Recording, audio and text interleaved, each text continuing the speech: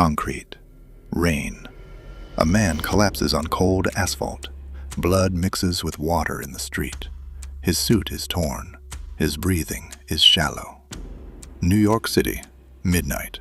Dozens of assassins surround him. A bounty flashes across phones. $14 million. Every killer in the city is coming. The man slowly reloads his gun. 1 bullet. 2 bullets. Someone whispers a name with fear. Baba Yaga. The man stands. Broken ribs, bleeding hands, eyes empty. And then, silence. Because everyone in that room understands one thing. You don't kill this man. You survive him. This is the story of self-mastery, and the man who built it through pain. His name is John Wick. The world did not start with the legend. It started with a boy who lost everything. Long before the black suit, before the guns, before the whispers of Baba Yaga, there was a child named Jardani Jovanovic, an orphan raised inside the brutal traditions of the Ruska Roma criminal world. His childhood was not playgrounds and birthdays. It was discipline, training, survival. In that world, emotions were a weakness, pain was a teacher, and silence was a weapon. Psychological studies analyzing the character note that Wick developed intense emotional compartmentalization, the ability to separate feeling from action, a trait common among professional assassins who must detach themselves from their targets and their environment. So the boy learned something early. Control your emotions, or your emotions will control you. Years passed. Training turned into mastery. Weapons became extensions of his body. Every movement efficient, every action calculated. Researchers studying the psychology of the character describe Wick as a man whose behavior is shaped by a powerful interaction between emotional drives and rational control, similar to the balance between instinct, reason, and moral code described in psychoanalytic theory. In simple words, his rage is real, but his discipline is stronger. That balance became the foundation of his self-mastery. Then came the impossible task, the job that built the legend. Crime boss Vigo Tarasov needed something that seemed impossible. Eliminate every rival threatening his empire in one night. One man was chosen, John Wick. By morning, the underworld had changed forever. The bodies left behind built the foundation of Tarasov's criminal empire. From that moment forward, the name John Wick carried a reputation that terrified the entire criminal world. Not because he was reckless, but because he was precise, cold, focused, the ultimate example of discipline. But self-mastery is not about violence. It is about control.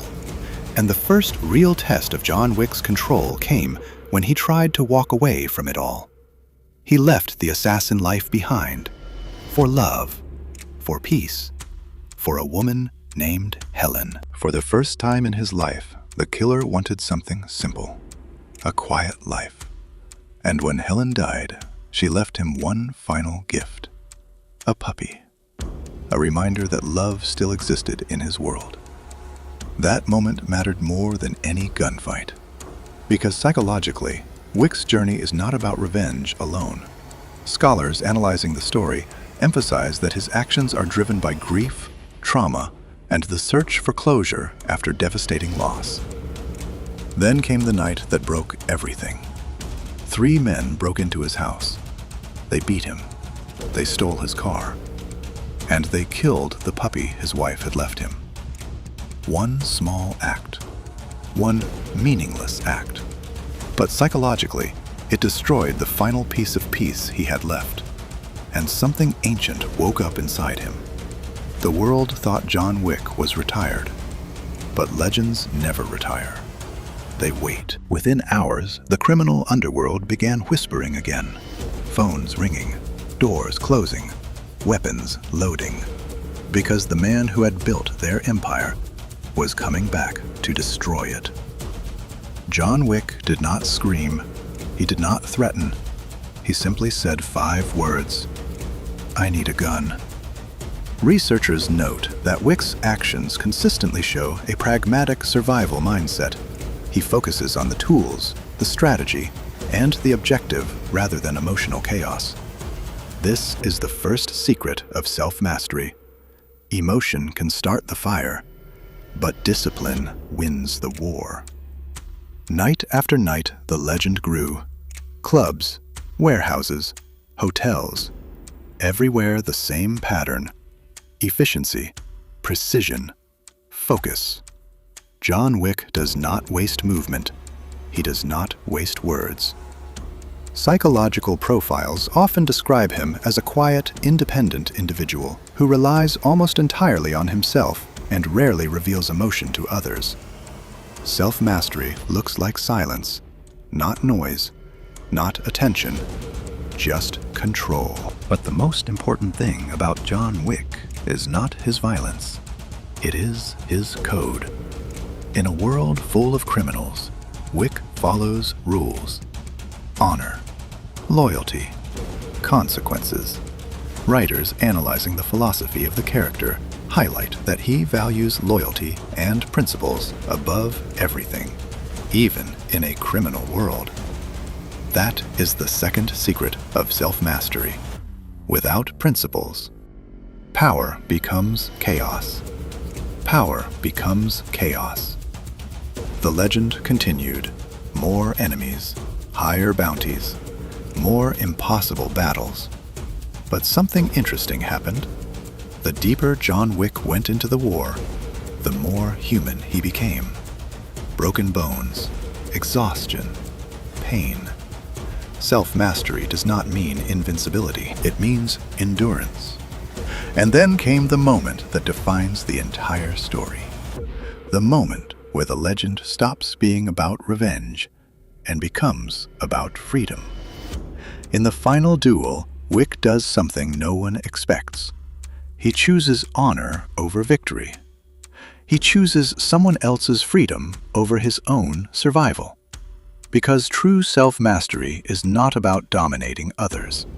It is about mastering yourself. So what is the real secret behind John Wick?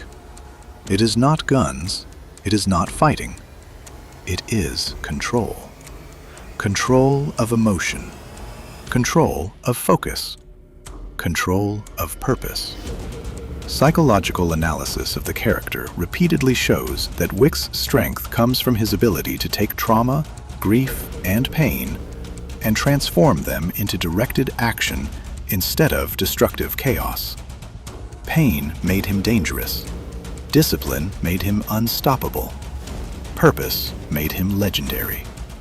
And that is the real lesson behind the myth of John Wick. Anyone can react. Anyone can get angry. Anyone can seek revenge. But very few people can do what he did. Turn suffering into mastery. Turn chaos into control. Turn pain into purpose. Because at the end of the day, self-mastery is not about becoming someone else. It is about becoming the most disciplined version of yourself. And once you reach that level, the world may still come after you. But like John Wick, you will never lose control again.